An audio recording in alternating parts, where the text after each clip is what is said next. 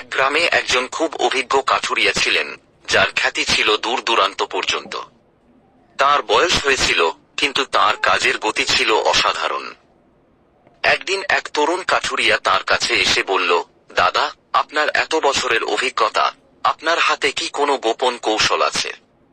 আমি আপনার চেয়ে বেশি পরিশ্রম করি, কিন্তু আপনার মতো এত দ্রুত গাছ কাটতে পারি না। বৃদ্ধ কাঠুরিয়া হাসলেন। বললেন, অবশ্যই আছে, কিন্তু আমি প্রতিদিন শুধু গাছ কাটি না, আমি আরো একটা কাজ করি। তরুণ কাঠুরিয়া আগ্রহ নিয়ে জিজ্ঞেস করল, সেটা কি? বৃদ্ধ তার পুরনো জীর্ণ কুড়ালটি হাতে তুলে নিলেন। কুড়ালটির ধার ছিল খুবই তীক্ষ্ণ। বৃদ্ধ বললেন, প্রতিদিন গাছ কাটার আগে আমি আমার কুড়ালটির ধার দিই। তরুণ কাঠুরিয়া অবাক হল। বলল, কুড়াল ধার দেন কেন? নতুন কুড়াল দিয়ে তো আরো সহজে কাজ করা যায়। বৃদ্ধ বললেন, যখন তোমার কুড়াল ভোঁতা হয়ে যায়, তখন তুমি কুড়াল বদলানোর কথা ভাবো। কিন্তু যখন আমার কুড়াল ভোঁতা হয়, আমি কুড়ালটিকে ধার দিই।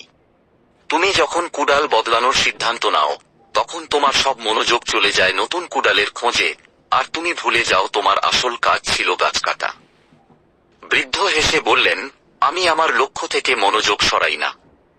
আমি জানি, সরঞ্জাম পুরনো হতে পারে, কিন্তু নিয়মিত পরিচর্যা করলে তা সব সময় লক্ষ্য ভেদ করার জন্য প্রস্তুত থাকে।